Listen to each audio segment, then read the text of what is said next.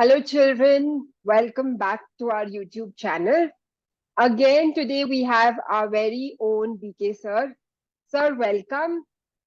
आज sir Thank you, हमारे Preeti. साथ आज सर हमारे साथ most likely topics for this coming exam, math exam in on 11th March 2024 वो डिस्कस करेंगे. एंड जनरली सर जो कहते हैं उसका ये ट्रेंड है that 90 to 95% does come from this. Children, please watch this carefully, follow everything that sir is telling. Yes. Thank you so much, sir. Thank you, Preeti. Thank you so much. Thank you so much for giving this opportunity. और आज हम इस video में discuss करेंगे. मैंने सोचा कि इस वीडियो को हम 2 से 3 पार्ट में तैयार करें, ठीक है ना, क्योंकि एक पार्ट में बच्चों के लिए बहुत हेक्टिक हो जाएगा देखना. तो आज की इस वीडियो में हम 2 सेगमेंट के ऊपर बात करेंगे, entire number system and second segment is entire algebra. अगर ओवरऑल इन दोनों टॉपिक की मैं वेटेज की बात करूं तो weightage of algebra is 20 marks and we have 4 chapters in algebra. Polynomials, linear equations, into variables, quadratic equations, and arithmetic progression, right? And there is only one chapter in number system unit, and that is real numbers.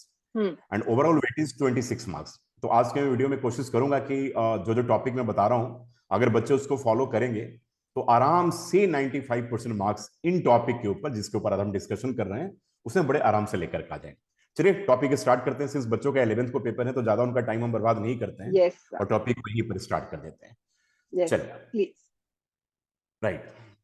तो ये topic है. तो सबसे पहले मैं बात करूंगा real numbers के ऊपर. तो real number is very important topic, right? And weightage of this chapter is 6 marks. तो 6 नंबर लाना बच्चों के लिए बहुत ही आसान है. अगर केवल मेरे 2-3 ट्रेंड को फॉलो कर लेंगे तो 6 मार्क्स बड़े आराम से हर बच्चों का आ जाएगा. उसके लिए इंटेलिजेंट होना, एवरेज होना, या ऐसा बच्चा जो नहीं पढ़ाई करता है, कुछ भी ऐसा कोई पैरामीटर नहीं है. All can score 6 out of 6 marks in this chapter, right? तो जैसा कि हमें पैटर्न पता है कि we have 5 section A B C D E. Section A में वी हैव 20 क्वेश्चंस जो मल्टीपल चॉइस क्वेश्चन होंगे. सेक्शन बी जो है that is 2 marker, 3 marker and 5 marker, and ultimately section A is 4 marker, जहां पे हमें 3 क्वेश्चंस होंगे. तो सबसे पहले बच्चों को बता दूं कि इस चैप्टर से सेक्शन ई में कोई क्वेश्चन आने का चांस बिल्कुल नहीं बनता है. तो सेक्शन ए और सेक्शन बी और सेक्शन सी, सेक्शन डी में भी कोई भी क्वेश्चन इस सेगमेंट से नहीं आना है. तो बिल्कुल निश्चिंत रहें. यानी कि 5 मार्कर क्वेश्चन को बिल्कुल मैं नो कहता हूं, और केस स्टडी बेस्ड क्वेश्चन को भी मैं 95% नो कहता हूं. 5% ही चांस है कि यहां से क्वेश्चन पूछे जाएंगे. तो बात करते हैं कि सेक्शन ए बी सी में. सेक्शन ए में बच्चों को 1 या 2 नंबर का क्वेश्चन इस चैप्टर से मिलेगा. बहुत सिंपल क्वेश्चन मिलेगा. मेरा मानना है कि एचसीएफ, एलसीएम इन सब से रिलेटेड मिलेगा, या बेसिक कॉन्सेप्ट. बच्चों को अगर हम बेसिक कॉन्सेप्ट की बात करें तो composite number, prime number, rational number, irrational numbers, 1.3 के ऊपर बार को अगर हमें ए बाई बी के फॉर्म में लिखना है तो बच्चों को थोड़ा सा बेसिक कॉन्सेप्ट को तैयार कर लेना होगा. तो उनका 1 और 2 मार्कर क्वेश्चन बड़े आराम से एमसीक्यू में तैयार हो जाएगा. Now coming to section B and section C. तो सेक्शन बी में अगर हम बात करें तो हमारे स्क्रीन पे बच्चों को दिख रहा है, थोड़ा बेसिक कॉन्सेप्ट के ऊपर अगर एक काम कर लें इन टॉपिक्स के ऊपर तो बड़े आराम से 1 से 2 नंबर वो लेकर के आ सकते हैं. 2 to 3 मार्कर जो क्वेश्चन है सेक्शन बी. सेक्शन बी में मेरा मानना है कि इस सेगमेंट से बच्चों को एक क्वेश्चन जरूर मिलेगा, बिल्कुल मिलेगा, क्योंकि 6 नंबर का वेटेज है. अगर सेक्शन बी में, सी में अगर एक 3 मार्कर क्वेश्चन आ गया तो 2 मार्कर में 3 और 2 5 नंबर का कॉम्बिनेशन बनेगा, और 1 मार्कर क्वेश्चन उनके एमसीक्यू में आएगा. हो सकता है कि एमसीक्यू में 2 से 3 क्वेश्चन मिल जाए बच्चों को. तो उस केस में सेक्शन बी में रियल नंबर से कोई भी क्वेश्चन नहीं होगा, और इस केस में सेक्शन सी में एक ही प्रश्न मिलेगा रियल नंबर से, जो 3 मार्कर क्वेश्चन में मिलेगा. और मैं बताऊंगा अभी कि बच्चे अगर 3-4 क्वेश्चन तैयार कर लें तो उसमें से एक क्वेश्चन उनके पेपर में बहुत 100% बिल्कुल आ सकता है.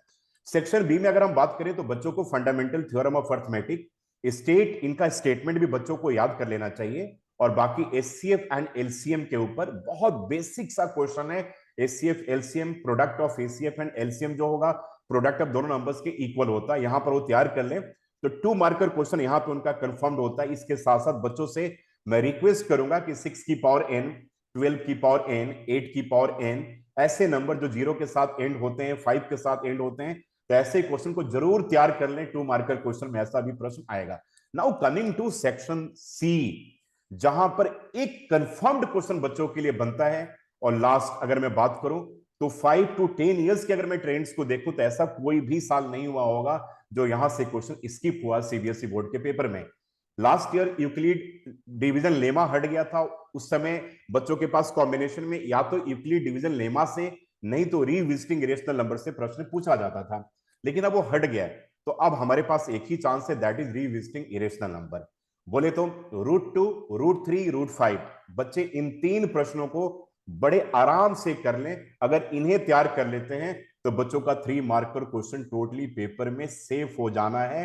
यानी कि इतने क्वेश्चंस को करने के बाद ही बच्चे 6 नंबर बड़े आराम से सीबीएसई बोर्ड के पेपर में 11th मार्च के पेपर में लेकर के आ सकते हैं। लेकिन इसके साथ साथ बच्चों से मैं एक रिकमेंड करूंगा कि 2√3, 3+2√5, 2+3√2 या 2-2√3 बड़े सिंपल क्वेश्चन है। आप सबको पता है कि अगर √2, √3, √5 अगर इरेशनल है तो ये सारे नंबर्स भी इरेशनल होंगे, और इसका बड़ा 3 से 4 लाइन में इस क्वेश्चन को हम सॉल्व करते हैं। तो ये भी एक बार जरूर देख लें इनके साथ साथ। और लास्ट में एक रिक्वेस्ट जरूर करूंगा कि √2 + √3 या √3 + √5, या एक लास्ट में जो बड़े इंटेलिजेंट बच्चे हैं √P + √Q, जहां पर P एंड Q जो हैं वो प्राइम नंबर्स हैं, इन्हें भी तैयार कर लें क्योंकि ये क्वेश्चन सीबीएसई बोर्ड के पेपर में पूछे गए हैं और एनसीईआरटी एग्जाम्पलर के भी क्वेश्चन है।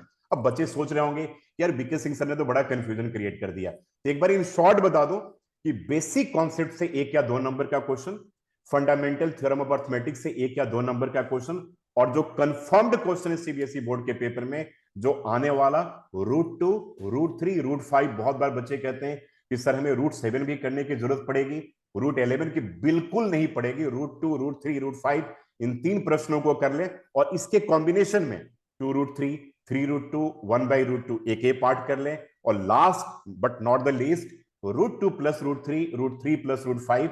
अगर बच्चे √2 + √3 भी तैयार कर लेते हैं तो √3 + √5 भी उनका बड़े अच्छे से तैयार हो जाता है। और जिस तरीके से √2 एंड √3 को करते हैं उसी तरीके से √P एंड √Q को कर सकते हैं, जहां पर P एंड Q को प्राइम है। यह रहा पहले चैप्टर का trend. Sir thank you so much, आपने बहुत इजी कर दिया है पढ़ाई करना। सर एक क्वेश्चन है, जिन बच्चों को मैं यस, पढ़ाती हूँ या जो बच्चे ये यूट्यूब का चैनल देख रहे हैं, are you sure that they should stick to this? Do you think इसके बाहर कुछ आने के चांसेस है? नो प्रीति, मैं पिछले लास्ट 20 ईयर्स हो गया मुझे पढ़ाते हुए, बहुत सारे स्कूल्स के साथ भी मैं जुड़ा हुआ हूँ, और खुद का भी मेरा एक यूट्यूब चैनल है, और अभी तक 50,000 बच्चों को पढ़ा चुका हूँ। तो आज तक ऐसा कभी भी नहीं हुआ कि जो ट्रेंड्स मैं बच्चों को बताता हूँ 100% उसी ट्रेंड्स के ऊपर सीबीएसई बोर्ड में क्वेश्चन पूछे जाते हैं। तो बिल्कुल बिंदास एकदम मजे में होकर के बच्चों को आप शेयर करो और बच्चों को बताओ कि बिल्कुल सीबीएसई बोर्ड पेपर जो होता है ना, that is one of the easiest board. तो बच्चों को टेंशन लेने की कहीं कोई जरूरत नहीं है, इन्हीं ट्रेंड्स को फॉलो करें, इन्हीं चेकलिस्ट के थ्रू अपनी तैयारी को करें, और बड़े आराम से 95% मार्क्स लेकर आ सकते हैं। यस। सर ना नेक्स्ट लेसन पॉलिनोमियल्स, सर इसमें आपका क्या ट्रेंड रहेगा? चलिए, तो नाउ कमिंग टू पॉलिनोमियल्स के ऊपर आ जाते हैं। Polynomial is suppose to be the slightly difficult chapter as compare to real numbers, right? और रियल नंबर बड़ा खूबसूरत खूबसूरत सा चैप्टर है, बिल्कुल, क्योंकि उसमें सिलेक्टेड चीजों को अगर हम पढ़ करके बड़े आराम से हम 6 मार्क्स लेकर के आ सकते हैं। पॉलिनोमियल का वेटेज थोड़ा सा कम है क्योंकि पूरा इंटायर अलजेब्रा का वेटेज 20 मार्क्स है। तो 4 चैप्टर हमें पढ़ने हैं, तो 5 नंबर अगर हम डिवाइड करें 20/4 तो दैट विल बी 5 ±1 और 2। मेरा मानना है कि पॉलिनोमियल चैप्टर का वेटेज सीबीएसई बोर्ड के पेपर में 3 to 4 मार्क्स का होना है। तो अब बात करते हैं पॉलिनोमियल से क्या क्या क्वेश्चन आएंगे। तो 3 to 4 मार्क्स का भी अगर क्वेश्चन आता है तो हमारे पास अब जो सेक्शंस हैं उनकी प्रोबेबिलिटी क्या है, ठीक है? तो बच्चों को समझना चाहिए, और एज एन एजुकेटर आपको भी जानना चाहिए कि सेक्शन वाइज प्रोबेबिलिटी क्या है। तो सेक्शन ए में अगर एक क्वेश्चन भी अगर पॉलिनोमियल से अगर आ गया तो दैट मींस कि 3 नंबर 3 मार्क्स बच गए। तो 3 मार्क्स मींस कि सेक्शन सी का पार्ट हो सकता है, राइट? जो आने का चांस कम है, अभी तक मेरा मानना है कि कम है। अगर केस स्टडी में एक क्वेश्चन पॉलिनोमियल से आ गया तो उस केस में सेक्शन A0, B0, C0 कुछ भी नहीं आना है, तो सेक्शन ई में एक क्वेश्चन पॉलिनोमियल से आने का चांस है, आ सकता है। तो बच्चे गॉड से प्रे करें यार कि मेरा सेक्शन ई का जो क्वेश्चन है इसी चैप्टर से है, तो कहीं कोई ट्रबल नहीं है, क्योंकि केस स्टडी में अगर इस चैप्टर से क्वेश्चन पूछा जाता है तो बहुत सिंपल, बिल्कुल ऑन द पैटर्न बिल्कुल क्वेश्चन होगा, तो कहीं कोई प्रॉब्लम वाली बात नहीं है। तो अब हम बात करते हैं कि एनसीईआरटी को अगर हम देखें तो मैं मानता हूं कि पॉलिनोमियल चैप्टर में एनसीईआरटी 0 है। तो जो बच्चे ऐसा सोचते हैं कि क्या सर हम एनसीईआरटी को तैयार करके पॉलिनोमियल को हम सेव कर सकते हैं, तो मेरा एक बिग आंसर है, that is no. No means no, यानी कि पॉलिनोमियल चैप्टर के लिए एनसीईआरटी बिल्कुल ही सेफ नहीं। उस केस में बच्चों को थोड़ा सा अलग से तैयार करने की जरूरत पड़ेगी। तो पॉलिनोमियल को थोड़ा हम देखते हैं कि पॉलिनोमियल में क्या क्या हमारे पास इंपॉर्टेंट टॉपिक्स हैं। तो सबसे पहले ग्राफिकल प्रेजेंटेशन से एक क्वेश्चन आपके एमसीक्यू में आने के चांसेस हैं। y equals to P of X का ग्राफ है, x equals to P of y का ग्राफ है, और देख करके आपको नंबर ऑफ जीरोस को फाइंड करना होगा। नेक्स्ट पार्ट जो बहुत इंपॉर्टेंट है और एनसीईआरटी में भी है कि पॉलिनोमियल के जीरोस को फाइंड करना और उनके रिलेशनशिप का वेरिफिकेशन विद जीरोस। बच्चों को पता है कि alpha plus beta minus b by a होता है, alpha into beta c upon a होता है। तो किसी भी क्वाड्रेटिक पॉलिनोमियल के एटमोस्ट 2 जीरो होते हैं, बच्चों को पता है। दोनों जीरो का सम करेंगे तो that will be equal to minus b by a, दोनों जीरो का प्रोडक्ट करेंगे that will be equal to c upon a. तो दिस इज कॉल्ड वेरिफिकेशन। यहां से इस सेगमेंट में सीबीएसई बोर्ड के पेपर में पहले भी क्वेश्चन पूछे गए हैं, तो बच्चों को अच्छे तरीके से इस सेगमेंट को तैयार कर लेना चाहिए। अगला जो इसमें पार्ट है कि अगर आपके पास 2 जीरोस दे रखे हैं या सम एंड प्रोडक्ट्स गिवन है, तो आपको उस केस में पॉलिनोमियल्स का फॉर्मेशन करना है, उसके स्ट्रक्चर को बनाना है। दैट इज के under bracket x square minus s x plus P होता है। बच्चों को सिंपली वहां पर एस निकाल लेना है, पी निकाल लेना है, और एक जनरल फॉर्म के पैटर्न पे उसे सब्स्टिट्यूट कर देना है, उसका आंसर आ जाएगा। तो 2 और 3 मार्कर में आने के चांसेस बिल्कुल नहीं, अगर आ जाए तो बड़ी अच्छी बात है। तो मेरा मानना है कि 1 मार्कर में एक ऐसा क्वेश्चन आ सकता है। तो यहां तक एनसीईआरटी पे एंड पॉइंट लग गया, एनसीईआरटी में इससे ज्यादा कुछ भी नहीं है। तो एनसीईआरटी की अगर हम बात करें तो एक 2 और 3 मार्कर से एक क्वेश्चन आ सकता है जो रिलेशनशिप के वेरिफिकेशन के ऊपर क्वेश्चन हो, तो बच्चों को इसे अच्छे तरीके से तैयार कर लेना चाहिए। अब हम बात करते हैं बाहर की, बात करते हैं लास्ट ईयर के। अगर हम ट्रेंड्स को देख लें, 2023 के क्वेश्चन पेपर देखें, 2022 देख लें, 2021 देख लें, तो लास्ट अगर 2 से 3 साल के क्वेश्चन पेपर के अगर हम पैटर्न को देखते हैं, एटलीस्ट 2 साल की बात मैं बता रहा हूं, उसके पहले तो लॉकडाउन ही था, तो 2 साल के क्वेश्चन पेपर की अगर मैं पैटर्न की बात करूं ना, तो पॉलिनोमियल में बाहर से ही क्वेश्चन पूछे गए हैं, लेकिन कुछ पार्ट अभी रेशनलाइज्ड हो गया है जो क्यूबिक पॉलिनोमियल का सेगमेंट था। अब बच्चों को यह भी बता दें कि क्यूबिक पॉलिनोमियल से पेपर में कोई भी क्वेश्चन नहीं आना है, मींस नहीं आना है, तो क्यूबिक पॉलिनोमियल करने की कहीं भी कोई जरूरत नहीं है। अब बात करते हैं दो कौन से पार्ट हैं, तो दोनों पार्ट में हम आ जाते हैं। एक ऐसा क्वेश्चन बनता है कि आपके पास p of x is given, let p of x equals to x square minus 5x plus 6, this is the polynomial, और आपको डिफरेंट वैल्यूज को इवेल्युएट करना है in the form of alpha and beta. ठीक है, तो p of x is given, you have to evaluate 1 by alpha plus 1 by beta, alpha square plus beta square, alpha minus beta, या alpha upon beta plus beta upon alpha, या alpha square beta cube plus alpha cube beta square. तो इस type के question CBSE board के paper में पूछे गए हैं, बहुत सिंपल होता है। बच्चों से मैं रिक्वेस्ट करूंगा, यहां पर 3 बड़ा इंपॉर्टेंट आइडेंटिटी है, उसको भी लर्न कर ले।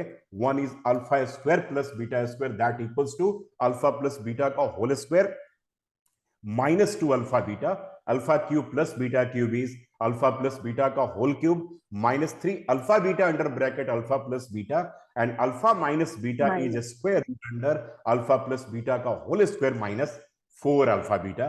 3 आइडेंटिटी को याद कर ले, तो सबको मैंने क्या किया, कन्वर्ट करके alpha plus beta alpha into beta में चेंज कर लिया। तो एक बहुत इंपॉर्टेंट क्वेश्चन बच्चों के लिए बन जाता है। अगले एक सेगमेंट की हम बात करें कि आपके पास अल्फा एंड बीटा जो हैं वो जीरोस दे रखे किसी क्वाड्रेटिक पॉलिनोमियल के, और बाद में आएगा कि form a quadratic polynomial whose zeros are given.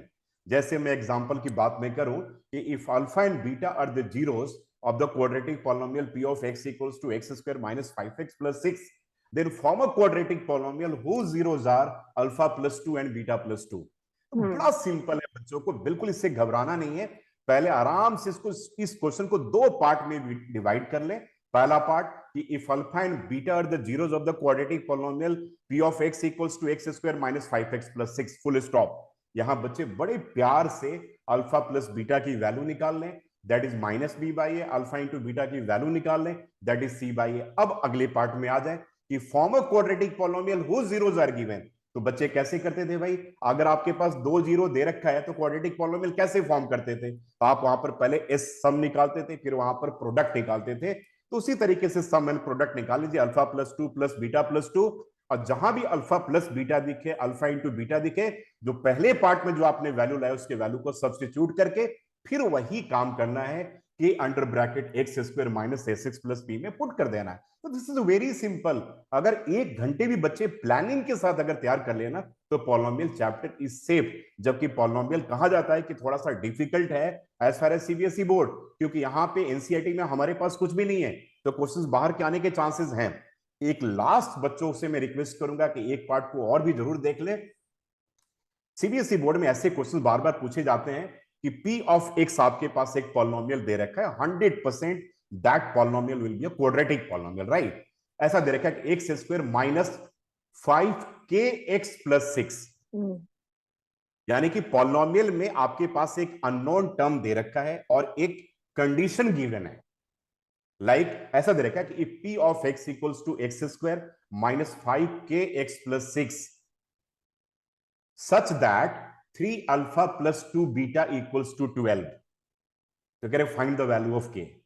This is one of the most important question जो आने वाले बोर्ड के पेपर के लिए। तो मैं बच्चों को ऐसे ही समझाता हूं कि क्वाड्रेटिक पॉलिनोमियल गिवन है अननोन टर्म के साथ, और साथ में एक कंडीशन भी गिवन है, और आपको अननोन टर्म के वैल्यू को फाइंड करना है।